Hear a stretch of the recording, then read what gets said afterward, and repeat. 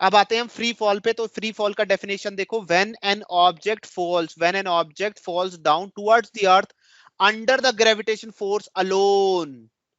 Alone लिखा है, वो बोल रहा है कि सिर्फ ग्रेविटेशन फोर्स लग रही है, मतलब एयर नहीं है वहां पर, एयर रेजिस्टेंस नहीं लग रहा है। We say that object is in free fall, तब हम बोलते हैं ऑब्जेक्ट क्या है, फ्री फॉल में। सिर्फ कौन सी फोर्स लग रही है, सिर्फ ग्रेविटेशनल फोर्स लगती है, तब हम बोलते हैं that object is in free fall. तो फ्री फॉल में हर एक ऑब्जेक्ट सेम टाइम पे रीच करता है, चाहे वो एलिफेंट हो और चाहे वो कॉटन हो एलिफेंट हो, everything will reach at the same time in free fall. जब सिर्फ ग्रेविटेशन फोर्स अलोन लग रहा है, there is no other force, like there is no air, there is no air resistance, कोई भी किसी तरह की दूसरी फोर्सेस नहीं लग रही हैं ऑपोजिट डायरेक्शन में। क्लियर। द वेलोसिटी, अब देखो, the velocity of free falling object changes and it is said to be accelerated. वो कह रहा है the velocity of free falling body का एक्सेलरेटेड है, मतलब ऑब्वियसली जब ऑब्जेक्ट जितना नीचे आएगा, ऑब्जेक्ट जितना नीचे आएगा उसकी वेलोसिटी बढ़ता जाएगा। नेक्स्ट है, this acceleration is called acceleration due to gravity. इसी एक्सेलरेटेड बॉडी के अंदर जो एक्सेलरेशन लग रहा होता है उसी को हम बोलते हैं acceleration due to gravity, denoted by G and its unit is metre per second square. देखो जरा ध्यान समझो, इसको डिराइव करके बताता हूं, ज्यादा टाइम लगेगा, फटाफट डेरिवेशन देख लो। इसकी डेरिवेशन क्या है, F gravitation, universal gravitation law क्या है, F is equal to G M M upon R square. यही है, यहाँ पे डी लिया हुआ है, हम आर ले लेंगे, बात एक ही है, कोई प्रॉब्लम नहीं है। ठीक है। अब हम मान लेते हैं, जैसे अब ध्यान से समझना, ये एक बिल्डिंग है, बिल्डिंग के ऊपर एक ऑब्जेक्ट है, तो ऑब्जेक्ट जो है, ऑब्जेक्ट को हमें बिल्डिंग पे लेके आना है। तो क्या मैं बोल सकता हूं ये हमारी नीचे अर्थ है, तो अर्थ का और ऑब्जेक्ट के बीच का जो डिस्टेंस है, क्या मैं बोल सकता हूं वो क्या है, वो डी मान लिया मैंने, वो डी मान लिया मैंने। इसमें एक सब्स्टिट्यूशन लगेगा, ध्यान से समझो बेटा। ये डी मान लिया मैंने, कहां से कहां तक, ये एच मान लो, इसको डोंट गेट कंफ्यूज, इसको एच मान लो, थोड़ा और इजी कर लेते हैं। इसको हमने मान लिया एच। जो ऑब्जेक्ट है ये हमारा, ऑब्जेक्ट से अर्थ की जो दूरी है, डाउन में हमारी अर्थ है, थोड़ी अर्थ अच्छी नहीं बनी है मेरी, मैं दोबारा से इसको अच्छी अर्थ बना देता हूं। This is our earth. Clear. तो अर्थ के ऊपर हमारी बिल्डिंग है, बिल्डिंग के ऊपर ऑब्जेक्ट है, ऑब्जेक्ट का मास कितना है, स्मॉल एम। अर्थ का मास कितना है, कैपिटल एम।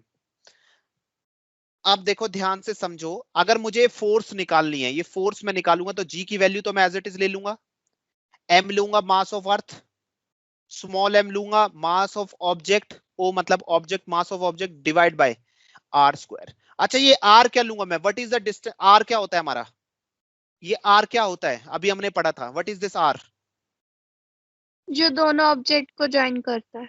दोनों ऑब्जेक्ट के सेंटर से दूरी होती है, दोनों ऑब्जेक्ट की सेंटर से दूरी होती है। तो सेंटर तो अर्थ का नीचे बन रहा है बेटा, यहां पर, करेक्ट।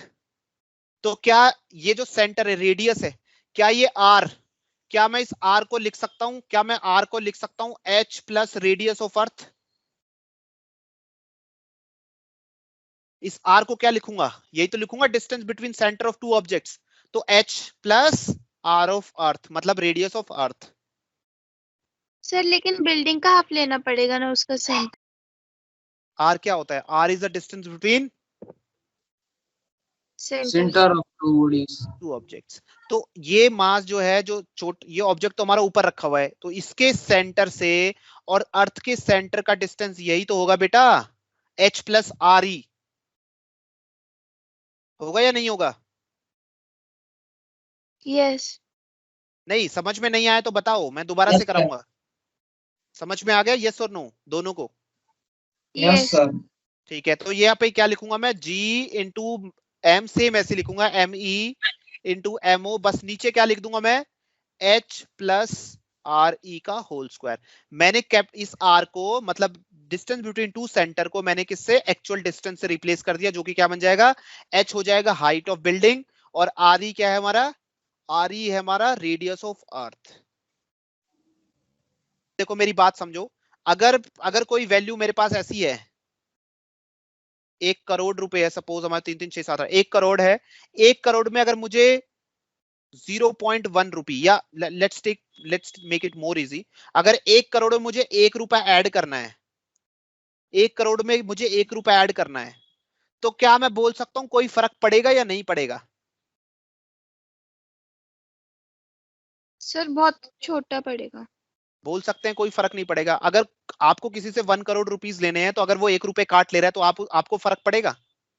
नो। यस सर, वो करोड़ अब नहीं रहे हैं सर, नहीं नहीं, आपके लाख है।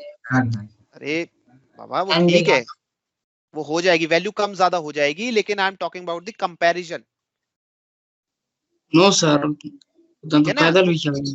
हाँ, मतलब कहने का मतलब ये, जब बड़ी वैल्यू है तो अगर छोट उससे बहुत छोटी वैल्यू का प्लस माइनस है, तो it does not gate impact on the solution, solution पे कोई इंपैक्ट नहीं पड़ेगा। Got it? तो अगर 1 करोड़ में अगर 1 रुपया ऐड करता हूं, तो एक मेरे बैंक में कोई या मेरे पॉकेट में कोई फर्क नहीं पड़ेगा। तो एग्जैक्टली सेम है, अर्थ का रेडियस और बिल्डिंग की हाइट में कितना डिफरेंस है? What is the radius of earth?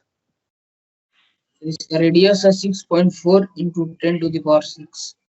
10 to the power 6, मतलब करीब करीब 60 lakh you can say that metre,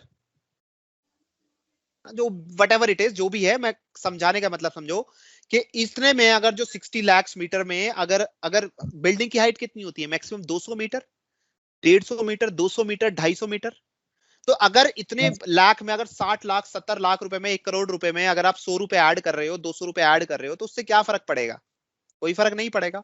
तो इसलिए हम यहां पर क्या करते हैं? We neglect H, we neglect value, H value as it is very less than r। h की वैल्यू रेडियस ऑफ अर्थ से बहुत कम होती है, इसलिए यहां पर हम h को नहीं लिखते हैं। तो ये फॉर्मूला क्या बन जाता है हमारा? g into M E into mass of object upon radius of earth का होल स्क्वायर। h को हमने हटा दिया। तो इसका रीजन एक्चुअली ये अजम्पशंस करने पड़ते हैं क्वेश्चन को सिंपलीफाई करने के लिए। ये आप हायर क्लासेस में करोगे, ऐसा बहुत करना पड़ता है। जब कॉम्प्लिकेटेड इक्वेशंस को सिंपलीफाई करना होता है, तब ऐसे अजम्पशंस हमें यूज करने पड़ते हैं। I hope you are getting my point, why we have removed the value of h। Yes. Got it? तो यहां पर क्या हो जाएगा? आप डायरेक्टली वैल्यू डाल दो। अब देखो जरा, यहां पर क्या लग रहा था? इस ऑब्जेक्ट पे फोर्स लग रहा था, यही तो फोर्स लग रहा है। लेफ्ट साइड क्या है? फोर्स है ना, फोर्स है। तो फोर्स का फॉर्मूला क्या होता है? लिख सकते हैं मास इनटू एक्सेलरेशन। तो यहां पर लिख सकता हूं mass into acceleration. Correct. Left side मैंने फोर्स को, फोर्स क्या लिखते हैं? एम ए तो लिखते हैं फोर्स को, चैप्टर नंबर 9 मोशन में पढ़ा है हमने। फोर्स कहता है मास इनटू एक्सेलरेशन। तो मास क्या हो जाएगा? मास ऑफ ऑब्जेक्ट, दोनों तरफ मास of object mass of object cut जाएंगे, और ये निकलेगा एक्सेलरेशन। अब एक्सेलरेशन क्या होगा? ये एक्सेलरेशन होगा एक्सेलरेशन ड्यू टू ग्रेविटी। इस एक्सेलरेशन को हम लिख देंगे जी, और इस जी की जो वैल्यू निकलेंगे वो कैसे निकलेगी? G into m of e mass of earth upon radius of earth का होल स्क्वायर। ये क्लियर है? यहाँ पे कुछ वैल्यूज भी आपकी दे रखी होंगी, ये देखो, नहीं यहाँ पे नहीं दिया हुआ है, हाँ ये दिया हुआ है, ये दिया हुआ है। तो g की वैल्यू क्या है हमारी? g की वैल्यू हमें पता है, यहाँ पे इन वैल्यूज को डाल दो। तो g की वैल्यू क्या हो जाएगी हमारी? g हो जाएगा 6.67 इंटू 10⁻⁻11। ऊपर क्या था? मास ऑफ अर्थ, मास ऑफ अर्थ आप याद कर लो, 6 into 10⁻24, 6 into 10⁻24 upon R square, radius of earth का स्क्वायर। रेडियस ऑफ अर्थ क्या होता है? 6.4 इंटू 10⁻6।